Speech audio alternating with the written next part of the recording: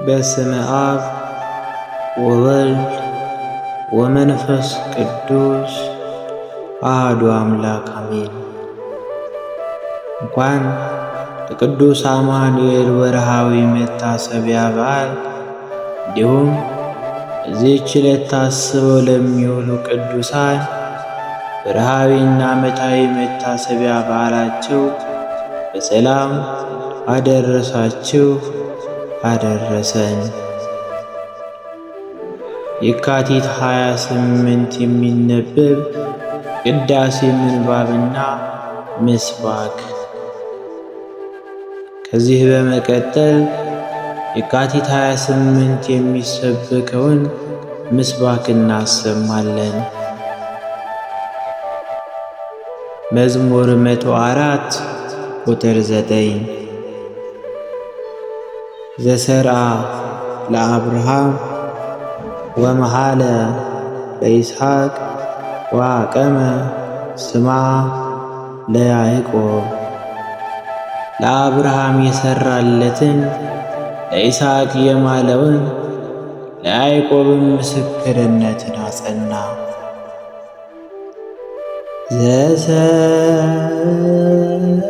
ዘሰርአ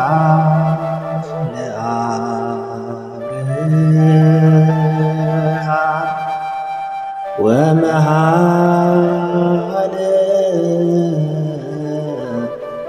ለይስሐቅ ወአቀመ ስምዓ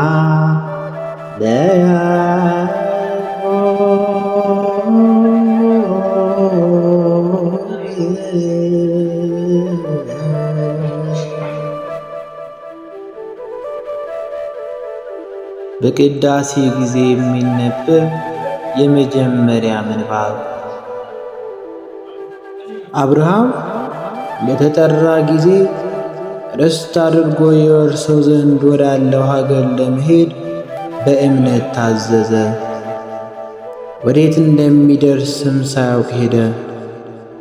በእምነትም ከሀገሩ ወጥቶ ተስፋ በሰጠው ሀገር እንደ ስደተኛ በድንኳን ተስፋውን ከሚወርሷት ከይስሐቅና ከያዕቆብ ጋር ኖረ። መሠረት ያላትን ሰሪዋና ፈጣሪዋ እግዚአብሔር የሆነላት ከተማ ደጅ ይጠኑ ነበርና። ራሷ ሳራም መካን ሳለች ባረጀችበት ወራት ዘር ታስገኝ ዘንድ በእምነት ኃይልን አገኘች። ተስፋ የሰጣት የታመነ እንደሆነ አምናለችና። ስለዚህም ደግሞ በብዛታቸው እንደ ሰማይ ኮከብ እንደማይቆጠርም በባህር ዳር እንዳለ አሸዋ የነበሩት ሞተን ሰው እንኳን ከመሰለው ከአንዱ ተወለዱ። እነዚህ ሁሉ አምነው ሞቱ፣ ተስፋቸውንም አላገኙ። ነገር ግን ከሩቅ አይተው እጅ ነሷት። በምድሪቱም ላይም እነርሱ እንግዶችና መጻተኞች እንደሆኑም አወቁ። እንዲህ የሚሉ ግን አገራቸውን እንደሚሹ ያሳያል። ከእርሷ የወጡባትን ሀገር ቢሹ ኖሮስ ወደ እርሷ ሊመለሱ በተቻላቸው ነበር። አሁን ግን በሰማያት ያለችውን የምትበልጠውን ሀገር ተስፋ ያደርጉ እንደነበረም ታወቀ። ስለዚህም እግዚአብሔር አምላካቸው ተብሎ ይጠራ ዘንድ በእነርሱ አያፍርም። ተስፋ ያደረጓትን ሀገር አዘጋጅቶላቸዋልና። አብርሃምም እግዚአብሔር በፈተነው ጊዜ ልጁን ይስሐቅን ይሰዋ ዘንድ በእምነት ወሰደው። በይስሐቅ ዘር ይጠራሃል ብሎ ተስፋ ያደረገለትን አንድ ልጁን አቀረበው። እግዚአብሔር በሙታን ለይቶ ሊያስነሳው እንደሚችል አምኗልና። ስለዚህም ያው የተሰጠው መታሰቢያ ሆነለት። ያገኙት ዘንድ ስላላቸው ነገር ይስሐቅ ያዕቆብና ኤሳውን በእምነትም ባረካቸው። ያዕቆብም በሚሞትበት ጊዜ የዮሴፍ ልጆች እያንዳንዳቸውንም በእምነት ባረካቸው፣ በበትሩ ጫፍም ሰገደ። ዮሴፍም በሚሞትበት ጊዜ ስለ እስራኤል ልጆች ከግብፅ መውጣት በእምነት አሰበ። አጽሙንም ትተው እንዳይወጡም አዘዘ።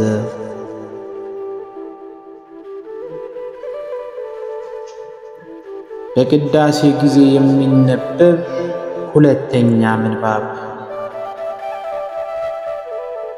የያዕቆብ መልእክት ምዕራፍ 3 ከቁጥር 1 እስከ ፍጻሜ። ወንድሞቼ ሆይ ከእናንተ ብዙዎች አስተማሪዎች አይሁኑ፣ የባሰውን ፍርድ እንድንቀበል ታውቃላችሁና። ሁላችን በብዙ ነገር እንሰናከላለንና፣ በቃል የማይሰናከል ማንም ቢኖር እርሱ ሥጋውን ሁሉ ደግሞ ሊገታ የሚችል ፍጹም ሰው ነው። እነሆ ፈረሶች ይታዘዙልን ዘንድ ልጓም በአፋቸው ውስጥ እናገባለን፣ ሥጋቸውንም ሁሉ እንመራለን። እነሆ መርከቦች ደግሞ ይህን ያህል ታላቅ ቢሆኑ በአውሎ ነፋስም ቢነዱ የመሪ ፍቃድ ወደሚወስደው ስፍራ እጅግ ታናሽ በሆነ መቅሰፊያ ይመራሉ። እንዲሁም አንደበት ደግሞ ትንሽ ብልት ሆኖ ሳለ በታላቅ ነገር ይመካል። እነሆ ትንሽ እሳት እንዴት ያለ ትልቅ ጫካን ያቃጥላል! አንደበትም እሳት ነው። አንደበት በብልቶቻችን መካከል አመፀኛ ዓለም ሆኗል፣ ሥጋውን ሁሉ ያሳድፋልና የፍጥረትንም ሩጫ ያቃጥላል፣ በገሃነምም ይቃጠላል። የአራዊትና የወፎች የተንቀሳቃሾችና በባሕር ያለ የፍጥረት ወገን ሁሉ በሰው ይገራል፣ ደሞም ተገርቷል። ነገር ግን አንደበትን ሊገራ ማንም ሰው አይችልም። የሚገድል መርዝ የሞላበት ወላዋይ ክፋት ነው። በእርሱ ጌታንና አብን እንባርካለን፣ በእርሱም እንደ እግዚአብሔር ምሳሌ የተፈጠሩትን ሰዎችን እንረግማለን። ከአንድ አፍ በረከትና መርገም ይወጣሉ። ወንድሞቼ ሆይ ይህ እንዲህ ሊሆን አይገባም። ምንጭስ ከአንድ አፍ የሚጣፍጥና የሚመርር ውሃ ያመነጫልን? ወንድሞቼ ሆይ በለስ ወይራን ወይስ ወይን በለስን ልታፈራ ትችላለች? ከጨው ውሃም ጣፋጭ ውሃ አይወጣም። ከእናንተ ጥበበኛና አስተዋይ ማን ነው? በመልካም አነዋወሩ ሥራውን በጥበብ የዋህነት ያሳይ። ነገር ግን መራራ ቅንዓትን፣ አድመኝነት በልባችሁ ቢኖርባችሁ አትመኩ፣ በእውነትም ላይም አትዋሹ። ይህ ጥበብ ከላይ የሚወርድ አይደለም፣ ነገር ግን የምድር ነው፣ የሥጋም ነው፣ የአጋንንትም ነው። ቅንዓትና አድመኝነት ባሉበት ስፍራ እዚያ ሁከትና ክፉ ሥራ ሁሉ አሉና። ላይኛይቱ ጥበብ ግን በመጀመሪያ ንጽሕት ናት፣ ኋላም ታራቂ፣ ገር፣ እሺ ባይ፣ ምሕረትና በጎ ፍሬ የሞላባት፣ ጥርጥርና ግብዝነትም የሌለባት ናት። የጽድቅን ፍሬ ሰላምን ለሚያደርጉት ሰዎች በሰላም ይዘራል። የካቲት 28 በቅዳሴ ላይ የሚነበብ ሦስተኛው ምንባብ የሐዋርያት ሥራ ምዕራፍ 7 ከቁጥር 1። ሊቀ ካህናቱ ይህ ነገር እንዲህ ነውን? አለው። እርሱም እንዲህ አለ፣ ወንድሞችና አባቶች ሆይ ስሙ። የክብር አምላክ ለአባታችን ለአብርሃም በካራን ሳይቀመጥ ገና በሁለት ወንዝ መካከል ሳለ ታየና ከአገርህና ከዘመዶችህም ወጥተህ ወደማሳይህ ወደ ማንኛውም ምድር ና አለው። በዚያን ጊዜ ከከለዳውያን ሀገር ወጥቶ በካራን ተቀመጠ። ከዚያም አባቱ ከሞተ በኋላ እናንተ ዛሬ ወደምትኖሩባት ወደዚህች አገር አወጣው። በዚህችም የእግር ጫማ እንኳን የሚያህል ርስት አልሰጠውም። ነገር ግን ልጅ ሳይኖረው ከእርሱም በኋላ ለዘሩ ርስት አድርጎ ይሰጠው ዘንድ ተስፋን ሰጠው። እግዚአብሔርም ዘሩ በሌላ ሀገር መጻተኞች እንዲሆኑ 400 ዓመትም ባሪያዎች እንዲያደርጓቸው ያስጨንቋቸውም እንዲህ ተናገረ። ደግሞም እግዚአብሔር እንደ ባሪያዎች በሚገዙአቸው ሕዝብ ላይ እኔ እፈርድባቸዋለሁ። ከዚህም በኋላ ይወጣሉ፣ በዚህም ስፍራ ያመልኩኛል አለ።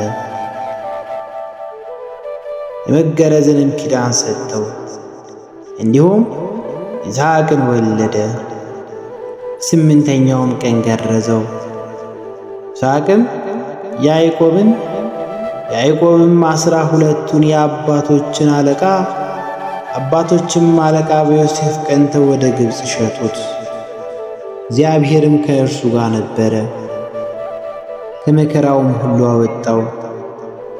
በግብፅ ንጉሥ በፈርዖንም ፊት ሞገስንና ጥበብን ሰጠው። በግብፅና በቤቱ ላይም ቢትወደድ አድርጎ ሾመው። በግብፅና በከነዓንም አገር ሁሉ ረሃብና ብዙ ጭንቅ መጣ። አባቶቻችንም ምግብ አላገኙም። ያዕቆብም በግብፅ እህል መኖሩን በሰማ ጊዜ በመጀመሪያ አባቶቻችንን ሰደዳቸው። በሁለተኛውም ዮሴፍ ለወንድሞቹ ታወቀ። የዮሴፍም ትውልድ በፈርዖን ዘንድ ተገለጠ። ዮሴፍም አባቱን ያዕቆብንና 75 ነፍስ የነበረውን ቤተ ዘመዱን ሁሉ ልኮ አስጠራ። ያዕቆብም ወደ ግብፅ ወረደ፣ እርሱም ሞተ። አባቶቻችንም ወደ ሴኬምም አፍልሰው አብርሃም ከሴኬም አባት ከኤሞር ልጆች በብር በገዛው መቃብርም ቀበሯቸው።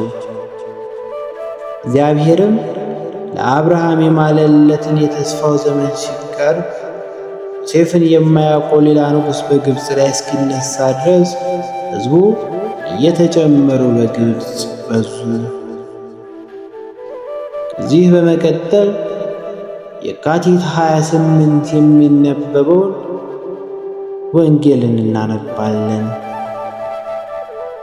የሉቃስ ወንጌል ምዕራፍ 20 ቁጥር 37 እስከ ፍጻሜው እንዲህ ይላል። ሙታን እንዲነሱ ግን ሙሴ ደግሞ በቁጥቋጦ ዘንድ ጌታን የአብርሃም አምላክ የይስሐቅ አምላክ የያዕቆብ አምላክ በማለቱ አስታወቀ።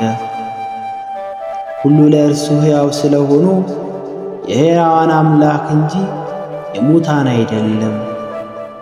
ከጻፎችም አንዳንዶቹ መልሰው መምህር ሆይ መልካም ተናገርክ አሉት።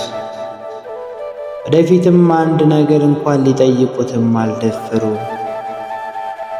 እንዲህም አላቸው፣ ክርስቶስ የዳዊት ልጅ ነው እንዴት ይላሉ?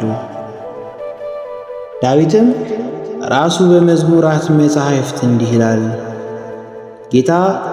ጌታዬን ጠላቶች ለእግር መርገጫ እስካደርግልህ ድረስ በቀኜ ተቀመጥ አለው።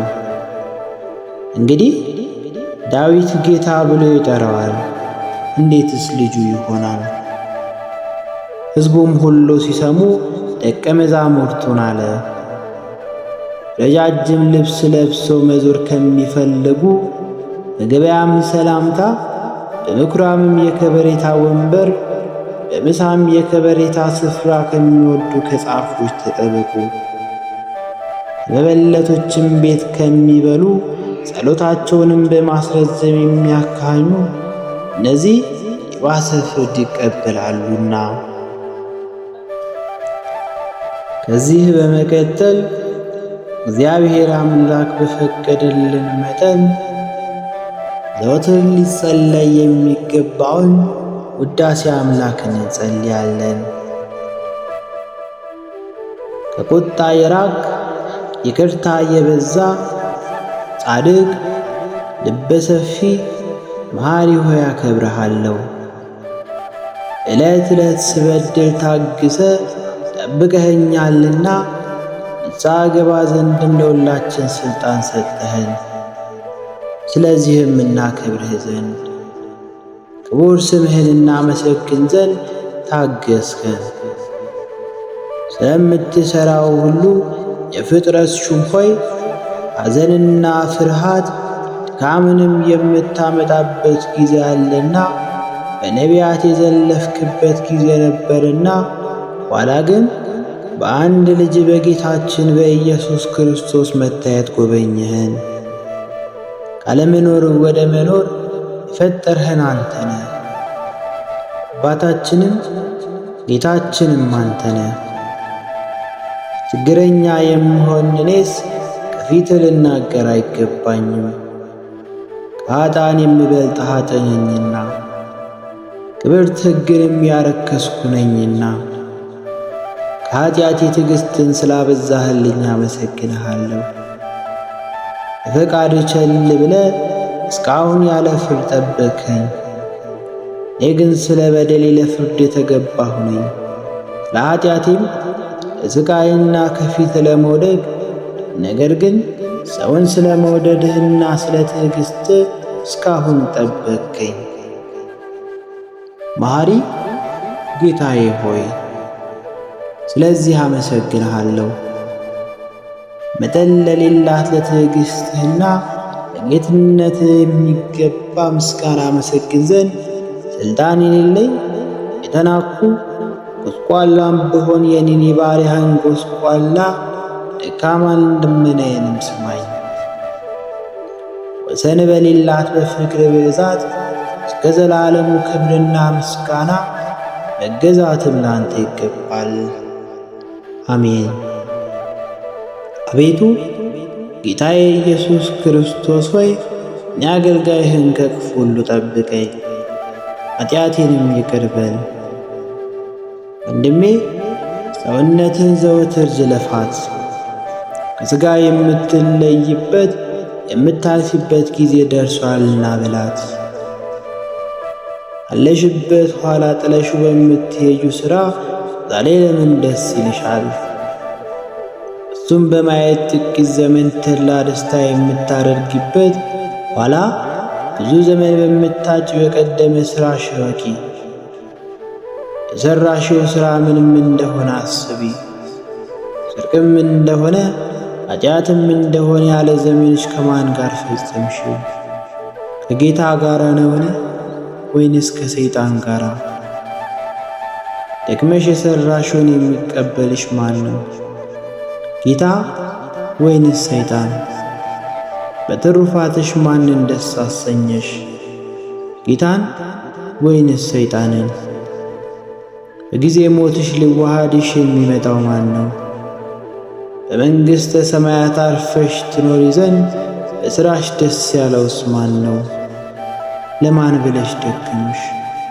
ለማን ብለሽስ መከራን ተቀበልሽ? ለመንግሥተ ሰማያት ብለሽ ነውን? ደስ ብሎሽ ታገኙ ዘንድ አኳኋኑስ ምንድን ነው? ነፍስሽ ከሥጋሽ በተለየች ጊዜ በመንግሥተ ሰማያት ይዋሃድ ዘንድ ገንዘብ ያደረግሽው ምንድን ነው? ምን ምግባር ነው? በማናቸው እርሻ ሊያውሉሽ ተቃጠሩሽ? በማናቸውስ ማዕረግ ተቃጠሩሽ? ባለ 30 ነውን? ባለ 60 ነውን?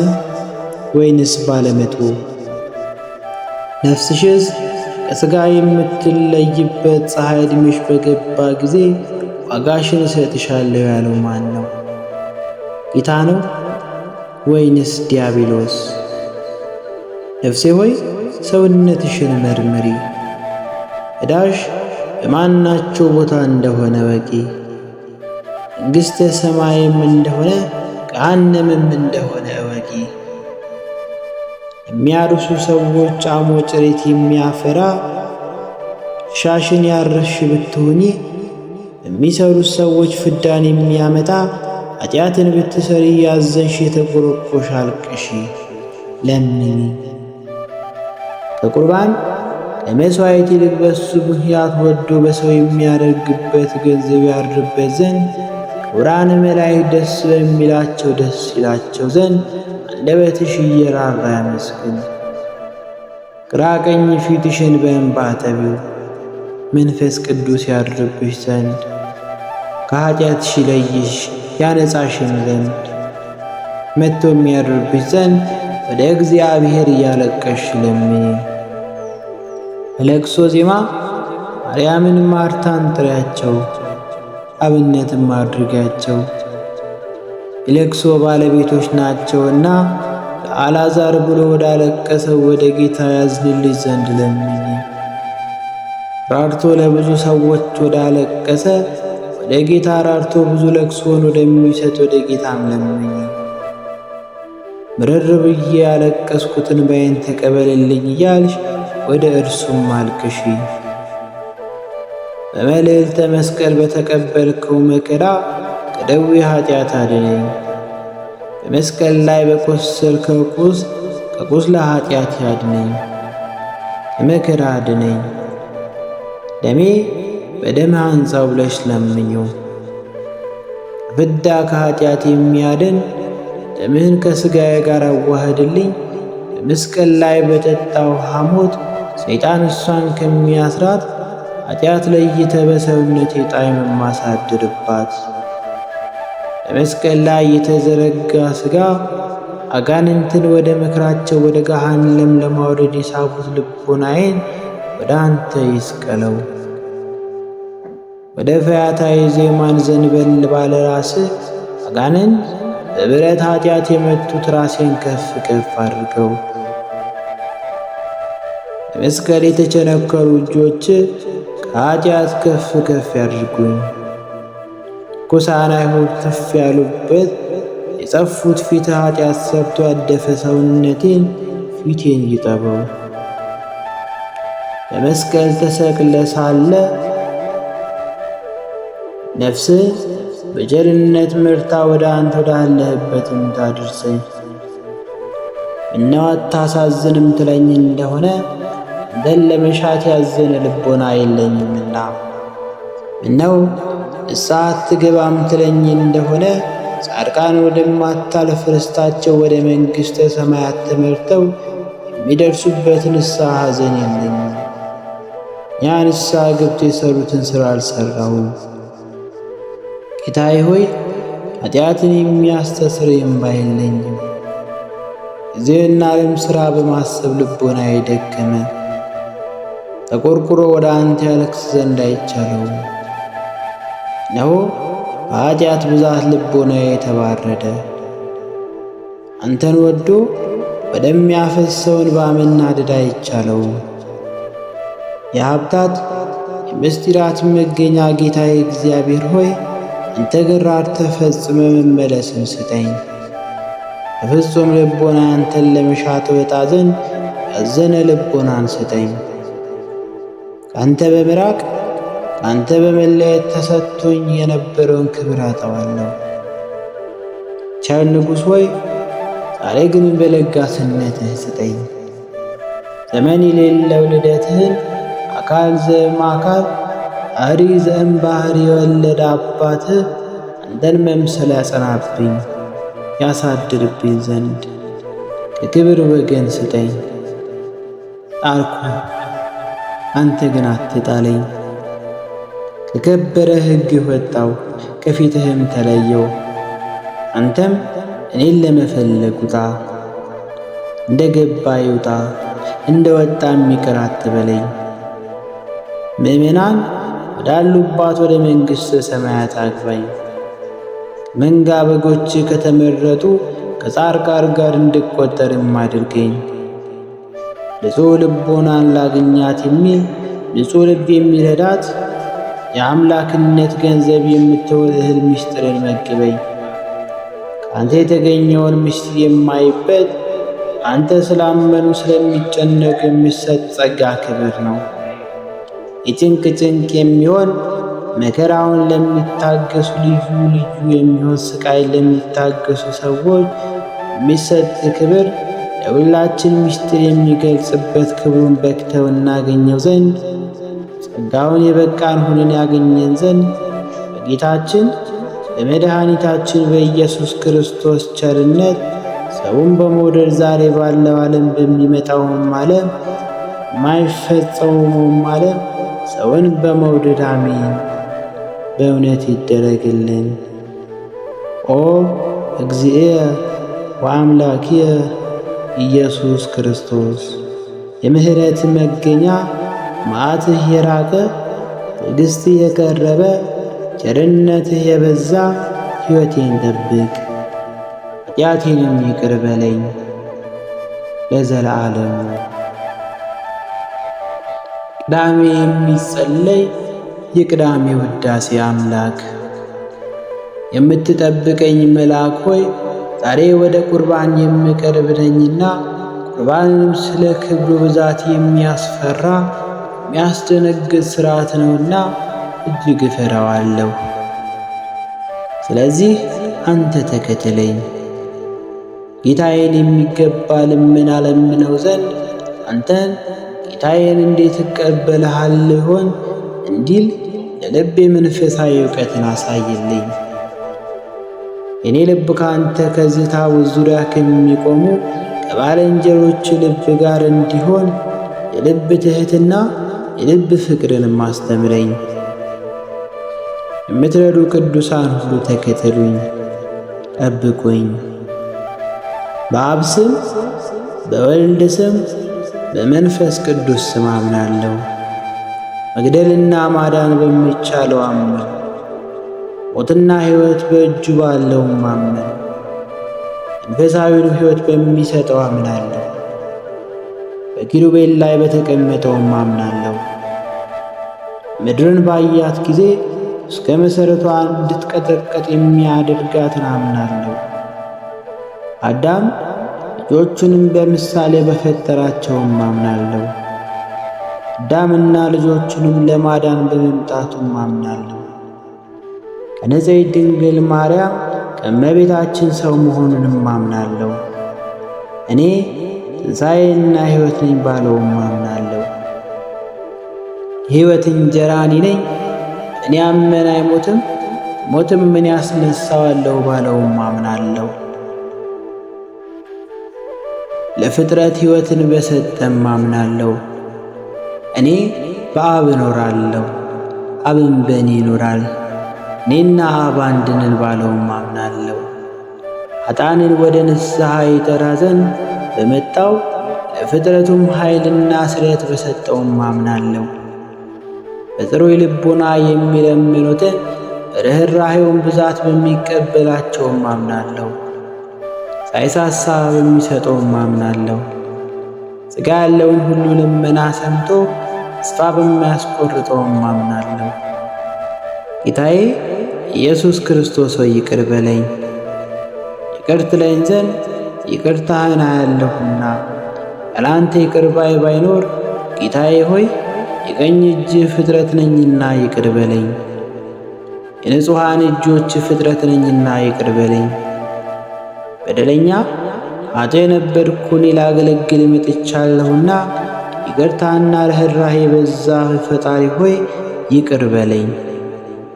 በፊት የበደልኩ እኔ በፊትህ ወድቄአለሁና በጎነት የሰፋ ጌታዬ ሆይ ይቅር በለኝ። የተጠመቁ ክርስቲያንም ሁሉ ይቅር በላቸው። ጌታዬ ሆይ በርኅራኄ ብዛትም ይቅር በለኝ። ጌታዬ ሆይ በቸርነትህም ብዛት ይቅር በለኝ።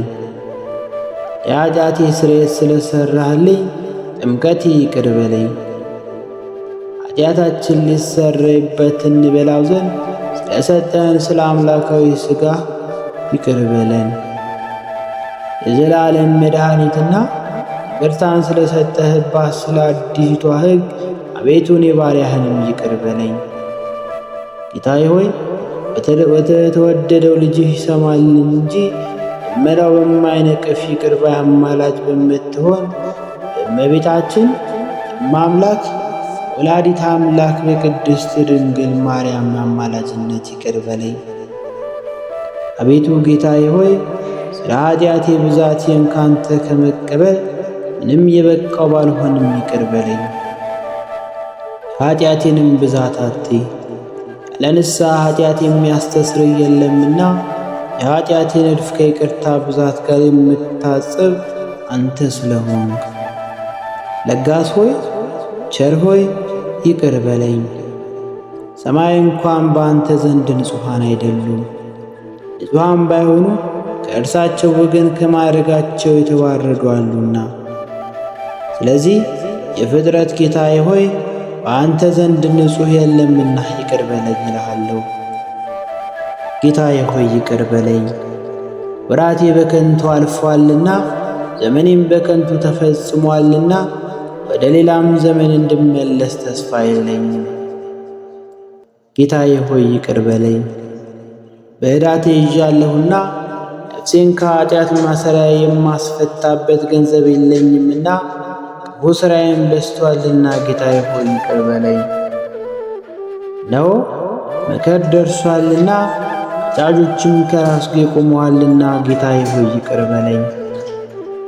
የወይን መቆረጫው ጊዜ ደርሶአልና ወይኑ ግን ጮርቃ ነው አይረባኝምና ጌታዬ ሆይ ይቅር በለኝ።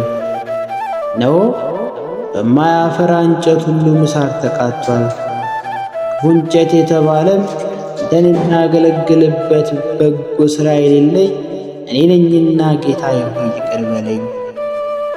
እኔ ቸል ስል ሞት ደርሶብኛልና ጌታዬ ሆይ እዘንልኝ።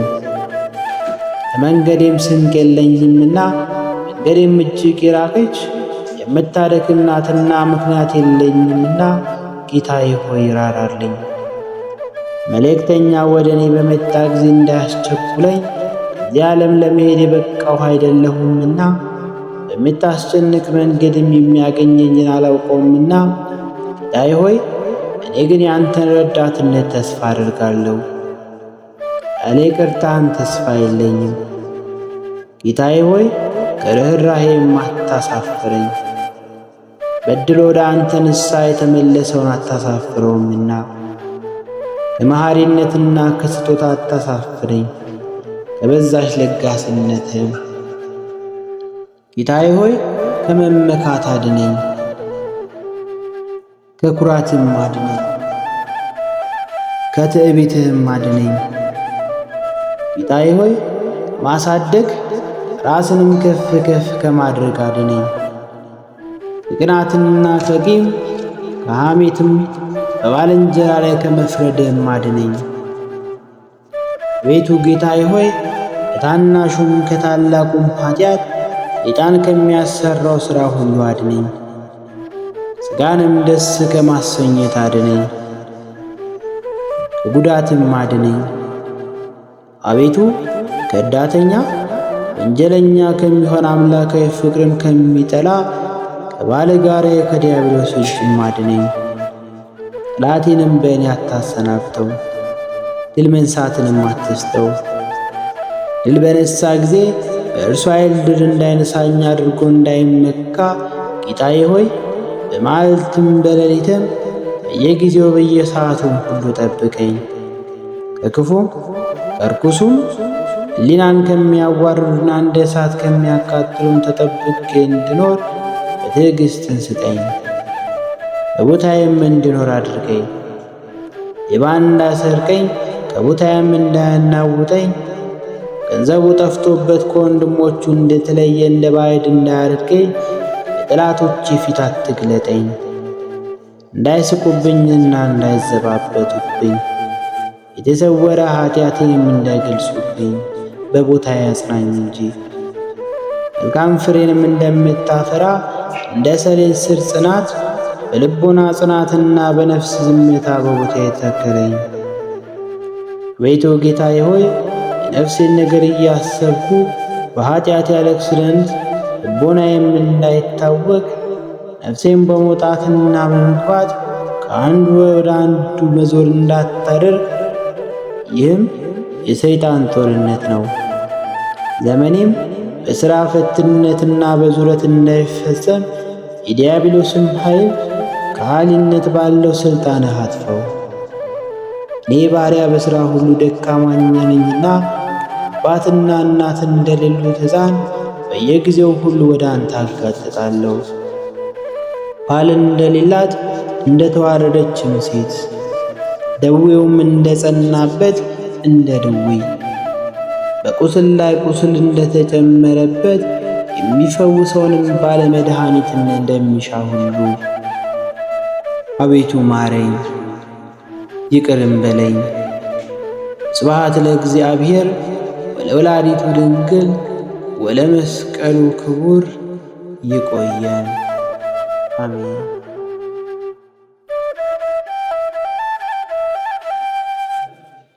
በስመ አብ ወወልድ ወመንፈስ ቅዱስ አሐዱ አምላክ አሜን። እንኳን ለቅዱስ አማኑኤል ወርሃዊ መታሰቢያ በዓል እንዲሁም በዚህች ዕለት ታስበው ለሚውሉ ቅዱሳን ወርሃዊና ዓመታዊ መታሰቢያ በዓላቸው በሰላም አደረሳችሁ አደረሰን። የካቲት 28 የሚነበብ ቅዳሴ ምንባብና ምስባክ።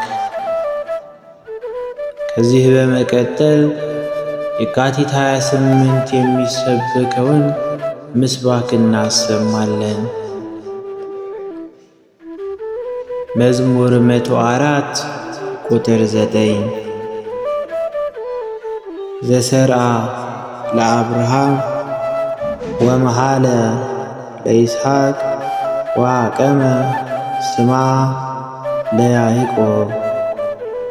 ለአብርሃም የሠራለትን ለይስሐቅ የማለውን ለያዕቆብም ምስክርነትን አጸና።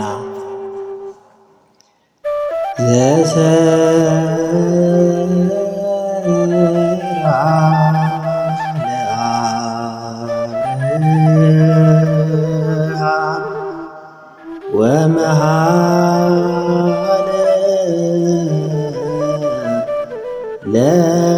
ለይስሐቅ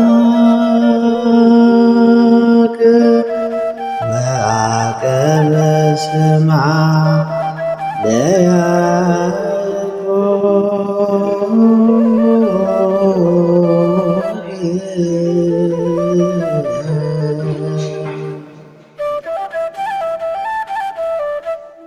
በቅዳሴ ጊዜ የሚነበብ የመጀመሪያ ምንባብ።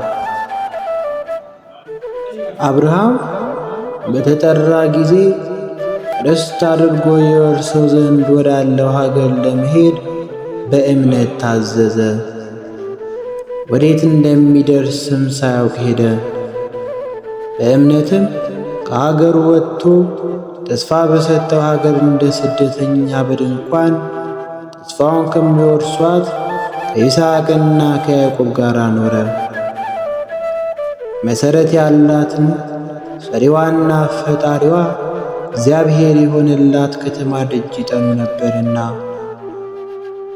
ራሷ ሳራም መካን ሳለች ባረጀችበት ወራት ዘር ታስገኝ ዘንድ በእምነት ኃይልን አገኘች። ተስፋ የሰጣት የታመነ እንደሆነ አምናለችና።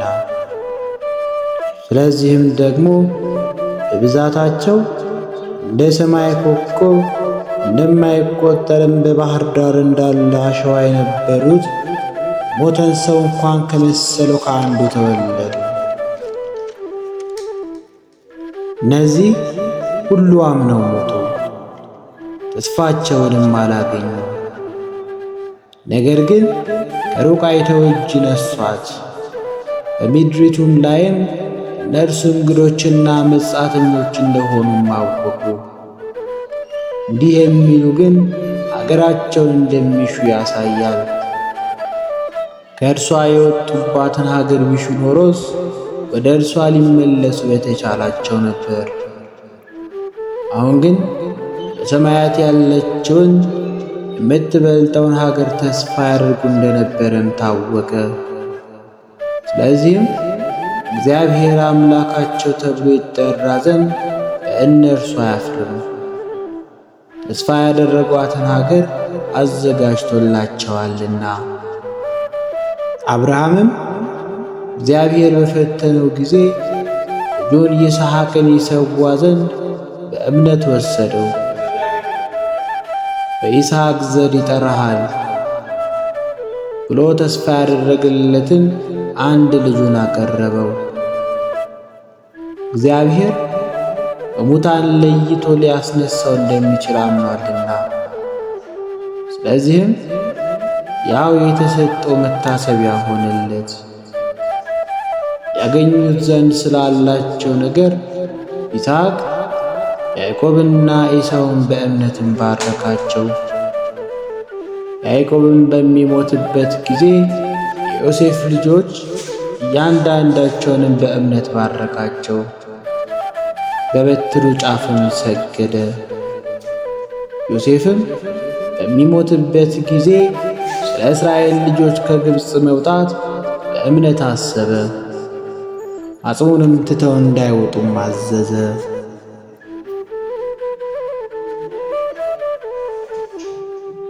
በቅዳሴ ጊዜ የሚነበብ ሁለተኛ ምንባብ የያዕቆብ መልእክት ምዕራፍ 3 ከቁጥር 1 እስከ ፍጻሜ። ወንድሞቼ ሆይ ከእናንተ ብዙዎች አስተማሪዎች አይሁኑ፣ የባሰውን ፍርድ እንድንቀበል ታውቃላችሁና።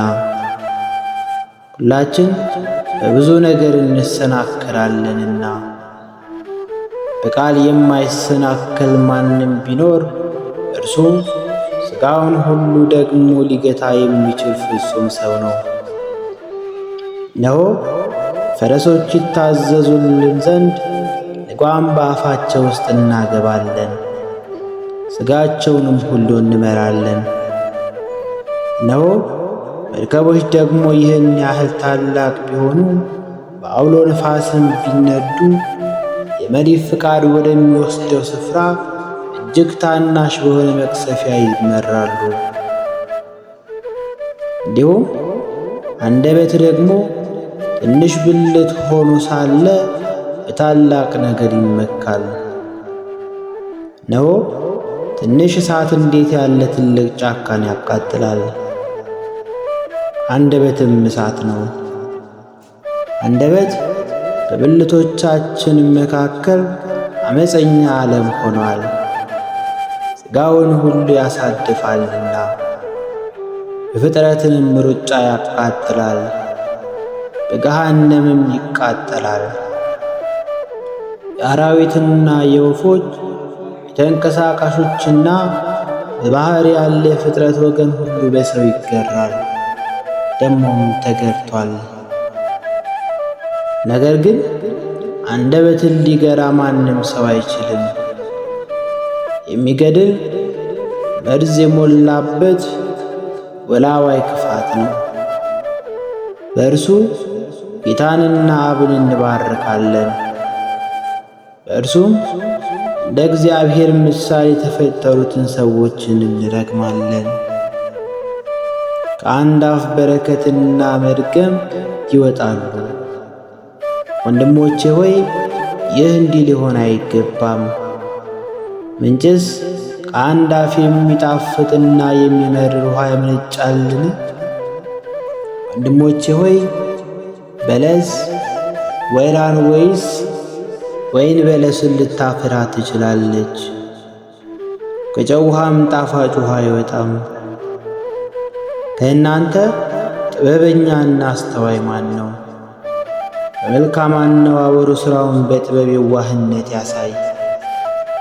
ነገር ግን መራራ ቅንዓትን፣ አድመኝነት በልባችሁ ቢኖርባችሁ አትመኩ፣ በእውነትም ላይም አትዋሹ። ይህ ጥበብ ከላይ የሚወርድ አይደለም፣ ነገር ግን የምድር ነው፣ የሥጋም ነው፣ የአጋንንትም ነው። ቅንዓትና አድመኝነት ባሉበት ስፍራ በዚያ ሁከትና ክፉ ሥራ ሁሉ አሉና። ላይኛይቱ ጥበብ ግን በመጀመሪያ ንጽሕት ናት፣ ኋላም ታራቂ፣ ገር፣ እሺ ባይ፣ ምሕረትና በጎ ፍሬ የሞላባት፣ ጥርጥርና ግብዝነትም የሌለባት ናት። የጽድቅን ፍሬ ሰላምን ለሚያደርጉት ሰዎች በሰላም ይዘራል። የካቲት 28 በቅዳሴ ላይ የሚነበብ ሦስተኛው ምንባብ የሐዋርያት ሥራ ምዕራፍ 7 ከቁጥር 1። ሊቀ ካህናቱ ይህ ነገር እንዲህ ነውን? አለው። እርሱም እንዲህ አለ፣ ወንድሞችና አባቶች ሆይ ስሙ። የክብር አምላክ ለአባታችን ለአብርሃም በካራን ሳይቀመጥ ገና በሁለት ወንዝ መካከል ሳለ ታየና ከአገርህና ከዘመዶችህም ወጥተህ ወደማሳይህ ወደ ማንኛውም ምድር ና አለው። በዚያን ጊዜ ከከለዳውያን ሀገር ወጥቶ በካራን ተቀመጠ። ከዚያም አባቱ ከሞተ በኋላ እናንተ ዛሬ ወደምትኖሩባት ወደዚህች አገር አወጣው። በዚህችም የእግር ጫማ እንኳን የሚያህል ርስት አልሰጠውም። ነገር ግን ልጅ ሳይኖረው ከእርሱም በኋላ ለዘሩ ርስት አድርጎ ይሰጠው ዘንድ ተስፋን ሰጠው። እግዚአብሔርም ዘሩ በሌላ ሀገር መጻተኞች እንዲሆኑ 400 ዓመትም ባሪያዎች እንዲያደርጓቸው ሊያስጨንቋቸውም እንዲህ ተናገረ። ደግሞም እግዚአብሔር እንደ ባሪያዎች በሚገዙአቸው ሕዝብ ላይ እኔ እፈርድባቸዋለሁ። ከዚህም በኋላ ይወጣሉ፣ በዚህም ስፍራ ያመልኩኛል አለ። የመገረዝንም ኪዳን ሰጠው። እንዲሁም ይስሐቅን ወለደ። በ8ኛውም ቀን ገረዘው። ይስሐቅም ያዕቆብም 12ቱን የአባቶችን አለቃ በዮሴፍ ቀንተው ወደ ግብፅ ሸጡት። እግዚአብሔርም ከእርሱ ጋር ነበረ፣ ከመከራውም ሁሉ አወጣው። በግብፅ ንጉሥ በፈርዖንም ፊት ሞገስንና ጥበብን ሰጠው። በግብፅና በቤቱ ላይም ቢትወደድ አድርጎ ሾመው። በግብፅና በከነዓንም አገር ሁሉ ረሃብና ብዙ ጭንቅ መጣ። አባቶቻችንም ምግብ አላገኙም። ያዕቆብም በግብፅ እህል መኖሩን በሰማ ጊዜ ለመጀመሪያ አባቶቻችንን ሰደዳቸው። ለሁለተኛውም ዮሴፍ ለወንድሞቹ ታወቀ። የዮሴፍም ትውልድ በፈርዖን ዘንድ ተገለጠ። ዮሴፍም አባቱን ያዕቆብና 75 ነፍስ የነበረውን ቤተ ዘመዱን ሁሉ ልኮ አስጠራ። ያዕቆብም ወደ ግብፅ ወረደ፣ እርሱም ሞተ። አባቶቻችንም ወደ ሴኬምም አፍልሰው አብርሃም ከሴኬም አባት ከኤሞር ልጆች በብር በገዛው መቃብርም ቀበሯቸው። እግዚአብሔርም ለአብርሃም የማለለትን የተስፋው ዘመን ሲቀርብ ዮሴፍን የማያውቀው ሌላ ንጉሥ በግብፅ ላይ እስኪነሳ ድረስ ሕዝቡ እየተጨመሩ በግብፅ በዙ። ከዚህ በመቀጠል የካቲት 28 የሚነበበው ወንጌልን እናነባለን። የሉቃስ ወንጌል ምዕራፍ 20 ቁጥር 37 እስከ ፍጻሜው። እንዲህ ይላል። ሙታን እንዲነሱ ግን ሙሴ ደግሞ በቁጥቋጦ ዘንድ ጌታን የአብርሃም አምላክ የይስሐቅ አምላክ የያዕቆብ አምላክ በማለቱ አስታወቀ። ሁሉ ለእርሱ ሕያው ስለሆኑ የሕያዋን አምላክ እንጂ የሙታን አይደለም። ከጻፎችም አንዳንዶቹ መልሰው መምህር ሆይ መልካም ተናገርክ አሉት። ወደፊትም አንድ ነገር እንኳን ሊጠይቁትም አልደፈሩ። እንዲህም አላቸው፣ ክርስቶስ የዳዊት ልጅ ነው እንዴት ይላሉ? ዳዊትም ራሱ በመዝሙራት መጻሕፍት እንዲህ ይላል፣ ጌታ ጌታዬን ጠላቶች ለእግር መርገጫ እስካደርግልህ ድረስ በቀኜ ተቀመጥ አለው። እንግዲህ ዳዊት ጌታ ብሎ ይጠራዋል፣ እንዴትስ ልጁ ይሆናል? ሕዝቡም ሁሉ ሲሰሙ ደቀ መዛሙርቱን አለ፣ ረጃጅም ልብስ ለብሰው መዞር ከሚፈልጉ በገበያም ሰላምታ በምኵራብም የከበሬታ ወንበር በምሳም የከበሬታ ስፍራ ከሚወዱ ከጻፎች ተጠበቁ። በመበለቶችም ቤት ከሚበሉ ጸሎታቸውንም በማስረዘም የሚያካሂኑ እነዚህ የባሰ ፍርድ ይቀበላሉና። ከዚህ በመቀጠል እግዚአብሔር አምላክ በፈቀደልን መጠን ዘወትር ሊጸለይ የሚገባውን ውዳሴ አምላክን እንጸልያለን። ከቁጣ የራቅ ይቅርታ የበዛ ጻድቅ ልበ ሰፊ መሐሪ ሆይ አከብርሃለሁ። ዕለት ዕለት ስበድል ታግሰ ጠብቀኸኛልና ንስሐ ገባ ዘንድም ለሁላችን ሥልጣን ሰጠኸን። ስለዚህም እናከብርህ ዘንድ ክቡር ስምህን እናመሰግን ዘንድ ታገስከን። ስለምትሠራው ሁሉ የፍጥረት ሹም ሆይ ሐዘንና ፍርሃት ድካምንም የምታመጣበት ጊዜ አለና በነቢያት የዘለፍክበት ጊዜ ነበርና ኋላ ግን በአንድ ልጅ በጌታችን በኢየሱስ ክርስቶስ መታየት ጎበኘህን። ካለመኖር ወደ መኖር የፈጠርህን አንተ ነህ። አባታችንም ጌታችንም አንተ ነህ። ችግረኛ የምሆን እኔስ ከፊትህ ልናገር አይገባኝም። ከኃጥአን የምበልጥ ኃጥእ ነኝና ክብርት ሕግንም ያረከስኩ ነኝና ከኃጢአቴ ትዕግሥትን ስላበዛህልኝ አመሰግንሃለሁ። በፈቃድ ቸል ብለህ እስካሁን ያለ ፍርድ ጠበቅኸኝ። እኔ ግን ስለ በደሌ ለፍርድ የተገባሁ ነኝ። ለኃጢአቴም ለሥቃይና ከፊት ለመውደቅ ነገር ግን ሰውን ስለ መውደድህና ስለ ትዕግሥትህ እስካሁን ጠበቅኸኝ። መሐሪ ጌታዬ ሆይ ስለዚህ አመሰግንሃለሁ። መጠን ለሌላት ለትዕግሥትህና ለጌትነትህ የሚገባ ምስጋና አመሰግን ዘንድ ሥልጣን የሌለኝ የተናኩ ጐስቋላም ብሆን የኔን የባሪያህን ጐስቋላ ደካማን ልመናዬንም ስማኝ።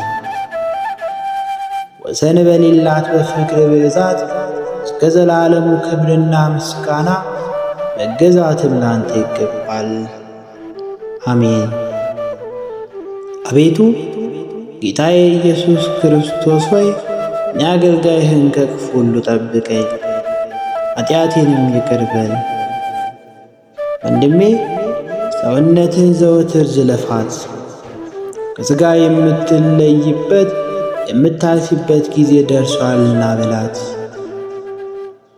አለሽበት ኋላ ጥለሹ በምትሄጁ ሥራ ዛሬ ለምን ደስ ይልሻል? እሱም በማየት ጥቂት ዘመን ተድላ ደስታ የምታደርጊበት ኋላ ብዙ ዘመን በምታጭ በቀደመ ሥራሽ እወቂ። የሠራሽው ሥራ ምንም እንደሆነ አስቢ። ጽድቅም እንደሆነ ኃጢአትም እንደሆነ ያለ ዘመንሽ ከማን ጋር ፈጸምሽው? ከጌታ ጋር ነውን? ወይንስ ከሰይጣን ጋር? ደክመሽ የሠራሽውን የሚቀበልሽ ማን ነው? ጌታ ወይንስ ሰይጣን? በትሩፋትሽ ማንን ደስ አሰኘሽ? ጌታን ወይንስ ሰይጣንን? በጊዜ ሞትሽ ሊዋሃድሽ የሚመጣው ማን ነው? በመንግሥተ ሰማያት አርፈሽ ትኖሪ ዘንድ በሥራሽ ደስ ያለውስ ማን ነው? ለማን ብለሽ ደከምሽ? ለማን ብለሽስ መከራን ተቀበልሽ? ለመንግሥተ ሰማያት ብለሽ ነውን? ደስ ብሎሽ ታገኙ ዘንድ አኳኋኑስ ምንድን ነው? ነፍስሽ ከሥጋሽ በተለየች ጊዜ በመንግሥተ ሰማያት ይዋሃድ ዘንድ ገንዘብ ያደረግሽው ምንድን ነው? ምን ምግባር ነው? በማናቸው እርሻ ሊያውሉሽ ተቃጠሩሽ? በማናቸውስ ማዕረግ ተቃጠሩሽ? ባለ 30 ነውን? ባለ 60 ነውን? ወይንስ ባለ 100? ነፍስሽስ ከሥጋ የምትለይበት ፀሐይ ዕድሜሽ በገባ ጊዜ ዋጋሽን እሰጥሻለሁ ያለው ማን ነው? ጌታ ነው ወይንስ ዲያብሎስ? ነፍሴ ሆይ ሰውነትሽን መርምሪ፣ ዕዳሽ በማናቸው ቦታ እንደሆነ ወቂ። መንግሥተ ሰማይም እንደሆነ ገሃነምም እንደሆነ ወቂ። የሚያርሱ ሰዎች አሞጭሬት የሚያፈራ እርሻሽን ያረስሽ ብትሆኚ፣ የሚሰሩት ሰዎች ፍዳን የሚያመጣ ኃጢአትን ብትሰሪ ያዘንሽ የተቆረቆሽ አልቅሺ፣ ለምኚ። ከቁርባን ከመሥዋዕት ይልቅ በሱ ምክንያት ወዶ በሰው የሚያደርግበት ገንዘብ ያድርበት ዘንድ ክቡራን መላእክት ደስ በሚላቸው ደስ ይላቸው ዘንድ አንደበትሽ እየራራ ያመስግን። ግራ ቀኝ ፊትሽን በእንባ አጠቢው፣ መንፈስ ቅዱስ ያድርብሽ ዘንድ ከኃጢአትሽ ይለይሽ ያነጻሽም ዘንድ መጥቶ የሚያድርብሽ ዘንድ ወደ እግዚአብሔር እያለቀሽ ለምኚ። በለቅሶ ዜማ ማርያምን ማርታን ጥሪያቸው፣ አብነትም አድርጊያቸው። የለቅሶ ባለቤቶች ናቸውና ለአልዓዛር ብሎ ወዳለቀሰው ወደ ጌታ ያዝንልሽ ዘንድ ለምኚ። ራርቶ ለብዙ ሰዎች ወዳለቀሰ ወደ ጌታ ራርቶ ብዙ ለቅሶን ወደሚሰጥ ወደ ጌታም ለምኚ። ምረር ብዬ ያለቀስኩትን በይን ተቀበልልኝ እያልሽ ወደ እርሱም አልቅሺ። በመልዕልተ መስቀል በተቀበልከው መከራ ከደዌ ኃጢአት አድነኝ። በመስቀል ላይ በቆሰልከው ቁስል ከቁስለ ኃጢአት ያድነኝ፣ ከመከራ አድነኝ። ደሜ በደም አንጻው ብለሽ ለምኚው። ከፍዳ ከኃጢአት የሚያድን ደምህን ከሥጋዬ ጋር አዋህድልኝ።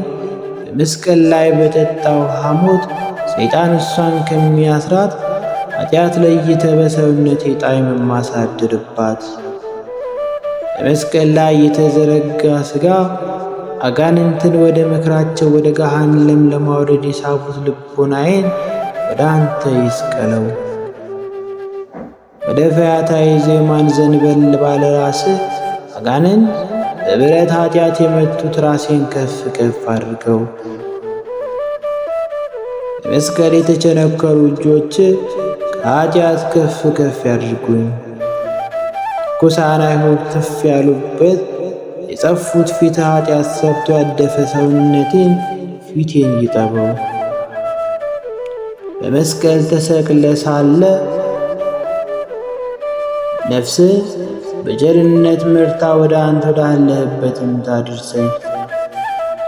እነሆ አታሳዝንም ትለኝ እንደሆነ አንተን ለመሻት ያዘነ ልቦና የለኝምና፣ እነሆ ንስሐ አትገባም ትለኝ እንደሆነ ጻድቃን ወደማታልፍ ርስታቸው ወደ መንግሥተ ሰማያት ተመርተው የሚደርሱበት ንስሐ ሐዘን የለኝም። ያ ንስሐ ገብቶ የሠሩትን ሥራ አልሠራሁም። ጌታዬ ሆይ ኃጢአትን የሚያስተስር የማይለኝም የዚህን ዓለም ሥራ በማሰብ ልቦናዬ ደከመ። ተቆርቁሮ ወደ አንተ ያለቅስ ዘንድ አይቻለውም። እነሆ በኃጢአት ብዛት ልቦናዬ ተባረደ። አንተን ወዶ ወደሚያፈሰው እንባ መናደድ አይቻለውም። የሀብታት የምስጢራት መገኛ ጌታዬ እግዚአብሔር ሆይ አንተ ግን ራርተህ ፈጽመ መመለስን ስጠኝ። በፍጹም ልቦና አንተን ለመሻት ወጣ ዘንድ ያዘነ ልቦናን ስጠኝ። ከአንተ በመራቅ ከአንተ በመለየት ተሰጥቶኝ የነበረውን ክብር አጠዋለሁ። ቸር ንጉሥ ሆይ ዛሬ ግን በለጋስነትህ ስጠኝ። ዘመን የሌለው ልደትህን አካል ዘእምአካል ባህሪ ዘእምባሕሪ የወለደ አባትህ አንተን መምሰል ያጸናብኝ ያሳድርብኝ ዘንድ ከክብር ወገን ስጠኝ። ጣርኩ አንተ ግን አትጣለኝ። ከከበረ ሕግህ ወጣው ከፊትህም ተለየው። አንተም እኔን ለመፈለግ ውጣ፣ እንደ ገባ ይውጣ እንደ ወጣም ይቅር አትበለኝ። ምእመናን ወዳሉባት ወደ መንግሥተ ሰማያት አግባኝ። ከመንጋ በጎች ከተመረጡ ከጻድቃን ጋር እንድቈጠርም አድርገኝ። ንጹሕ ልቦናን ላግኛት የሚል ንጹሕ ልብ የሚረዳት የአምላክነት ገንዘብ የምትሆን እህል ምስጢርን መግበኝ።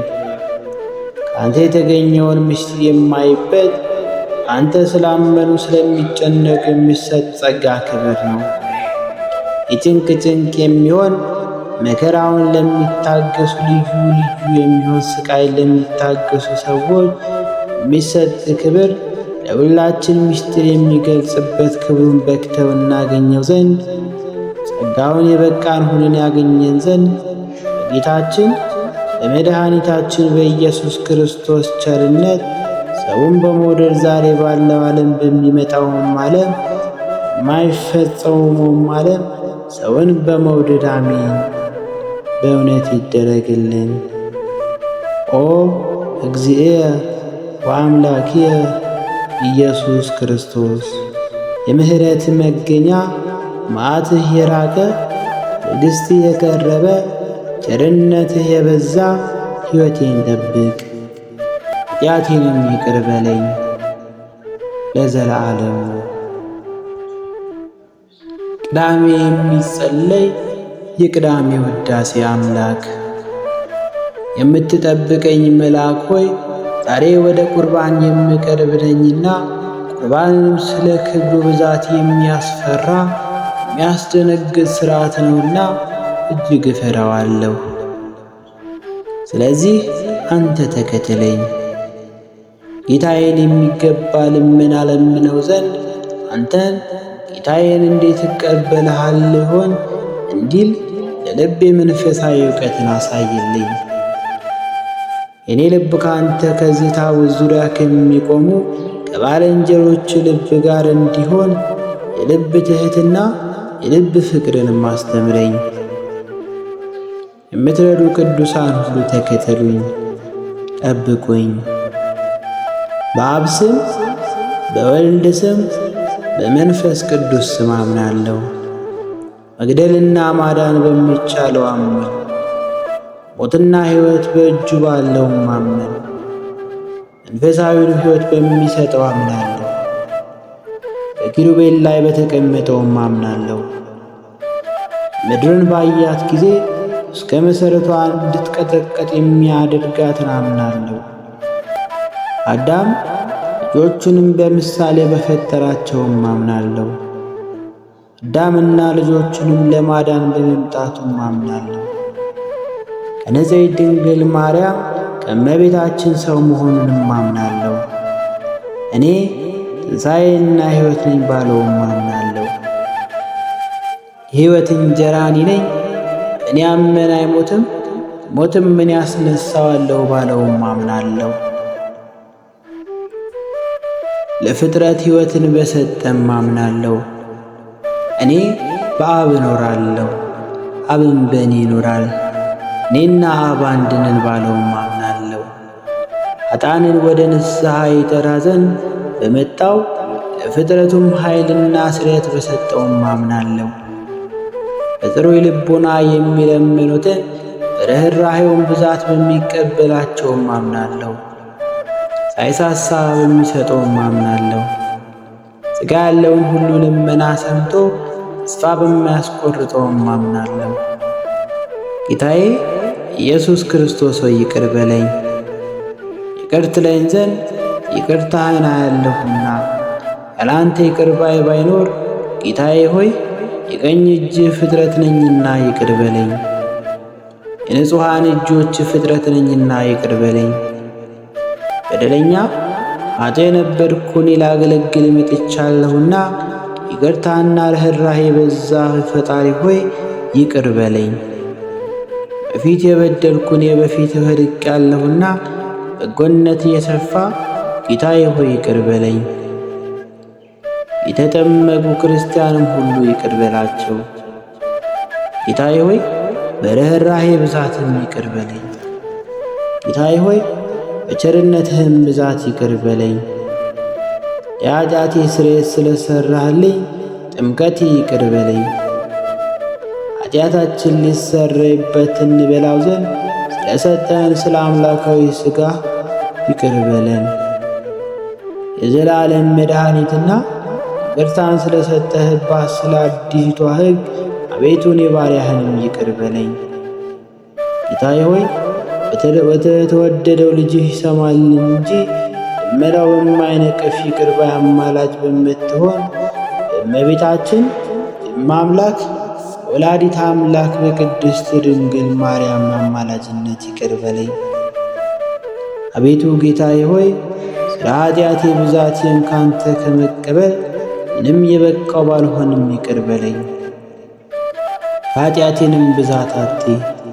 ያለ ንስሐ ኃጢአት የሚያስተስርይ የለምና የኃጢአቴን እድፍ ከይቅርታ ብዛት ጋር የምታጽብ አንተ ስለሆንክ ለጋስ ሆይ ቸር ሆይ ይቅር በለኝ። ሰማይ እንኳን በአንተ ዘንድ ንጹሐን አይደሉም። ንጹሐን ባይሆኑ ከእርሳቸው ወገን ከማዕረጋቸው የተዋረዱ አሉና። ስለዚህ የፍጥረት ጌታዬ ሆይ በአንተ ዘንድ ንጹሕ የለምና ይቅር በለኝ እልሃለሁ። ጌታዬ ሆይ ይቅር በለኝ። ወራቴ በከንቱ አልፏልና ዘመኔም በከንቱ ተፈጽሟልና ወደ ሌላም ዘመን እንድመለስ ተስፋ የለኝም። ጌታዬ ሆይ ይቅር በለኝ። በዕዳቴ ይዣለሁና ነፍሴን ከኃጢአት ማሰሪያ የማስፈታበት ገንዘብ የለኝምና ክፉ ሥራዬም በዝቶአልና ጌታዬ ሆይ ይቅር በለኝ። ነው መከር ደርሷልና አጫጆችም ከራስጌ ቆመዋልና ጌታዬ ሆይ ይቅር በለኝ። የወይን መቆረጫው ጊዜ ደርሷልና ወይኑ ግን ጮርቃ ነው አይረባኝምና ጌታዬ ሆይ ይቅር በለኝ። ነው በማያፈራ እንጨት ሁሉ ምሳር ተቃጥቷል።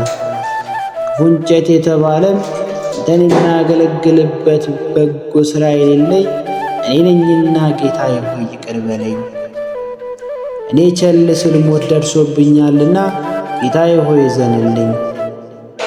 ለመንገዴም ስንቅ የለኝምና መንገዴም እጅግ የራቀች የምታደክም ናትና ምክንያት የለኝምና ጌታዬ ሆይ ራራልኝ። መልእክተኛ ወደ እኔ በመጣ ጊዜ እንዳያስቸኩለኝ ከዚህ ዓለም ለመሄድ የበቃሁ አይደለሁምና በምታስጨንቅ መንገድም የሚያገኘኝን አላውቀውምና ጌታዬ ሆይ እኔ ግን ያንተን ረዳትነት ተስፋ አደርጋለሁ። ያለ ይቅርታህም ተስፋ የለኝም። ጌታዬ ሆይ ከርኅራኄ የማታሳፍረኝ በድሎ ወደ አንተ ንስሐ የተመለሰውን አታሳፍረውምና ከመሐሪነትና ከስጦታ አታሳፍረኝ ከበዛሽ ለጋስነትህም። ጌታዬ ሆይ ከመመካት አድነኝ፣ ከኩራትም አድነኝ፣ ከትዕቢትህም አድነኝ። ጌታዬ ሆይ ከማሳደግ ራስንም ከፍ ከፍ ከማድረግ አድነኝ። ከቅናትና ከቂም ከሐሜትም በባልንጀራ ላይ ከመፍረድህም አድነኝ። አቤቱ ጌታዬ ሆይ ከታናሹም ከታላቁም ኃጢአት ሰይጣን ከሚያሰራው ሥራ ሁሉ አድነኝ። ሥጋንም ደስ ከማሰኘት አድነኝ፣ ከጉዳትም አድነኝ። አቤቱ ከዳተኛ ወንጀለኛ ከሚሆን አምላካዊ ፍቅርን ከሚጠላ ከባለጋራዬ ከዲያብሎስ እጅም አድነኝ። ጠላቴንም በእኔ አታሰናብተው፣ ድል መንሣትንም አትስጠው። ድል በነሣ ጊዜ በእርሱ ኃይል ድል እንዳይነሣኝ አድርጎ እንዳይመካ ጌታዬ ሆይ በመዓልትም በሌሊትም በየጊዜው በየሰዓቱም ሁሉ ጠብቀኝ። ከክፉም ከርኩሱም ሕሊናን ከሚያዋርዱና እንደ እሳት ከሚያቃጥሉም ተጠብቄ እንድኖር በትዕግሥትን ስጠኝ። በቦታዬም እንድኖር አድርገኝ። ሌባ እንዳሰርቀኝ ከቦታዬም እንዳያናውጠኝ፣ ገንዘቡ ጠፍቶበት ከወንድሞቹ እንደተለየ እንደ ባዕድ እንዳያደርገኝ በጠላቶቼ ፊት አትግለጠኝ። እንዳይስቁብኝና እንዳይዘባበቱብኝ የተሰወረ ኃጢአቴንም እንዳይገልጹብኝ በቦታዬ አጽናኝ እንጂ። መልካም ፍሬንም እንደምታፈራ እንደ ሰሌን ስር ጽናት በልቦና ጽናትና በነፍስ ዝምታ በቦታዬ ተከለኝ። አቤቱ ጌታዬ ሆይ የነፍሴን ነገር እያሰብኩ በኃጢአት ያለቅስ ዘንድ ልቦናዬም እንዳይታወቅ ነፍሴን በመውጣትና በመግባት ከአንዱ ወደ አንዱ መዞር እንዳታደርግ፣ ይህም የሰይጣን ጦርነት ነው። ዘመኔም በሥራ ፈትነትና በዙረት እንዳይፈጸም የዲያብሎስም ኃይል ከሃሊነት ባለው ሥልጣንህ አጥፈው። እኔ ባሪያ በሥራ ሁሉ ደካማ ነኝና አባትና እናት እንደሌሉት ሕፃን በየጊዜው ሁሉ ወደ አንተ አጋጥጣለሁ። ባል እንደሌላት እንደ ተዋረደችም ሴት ደዌውም እንደ ጸናበት እንደ ድውይ በቁስል ላይ ቁስል እንደተጨመረበት የሚፈውሰውንም ባለመድኃኒትን እንደሚሻ ሁሉ አቤቱ ማረኝ፣ ይቅርም በለኝ። ስብሐት ለእግዚአብሔር ወለወላዲቱ ድንግል ወለመስቀሉ ክቡር። ይቆየን። አሜን።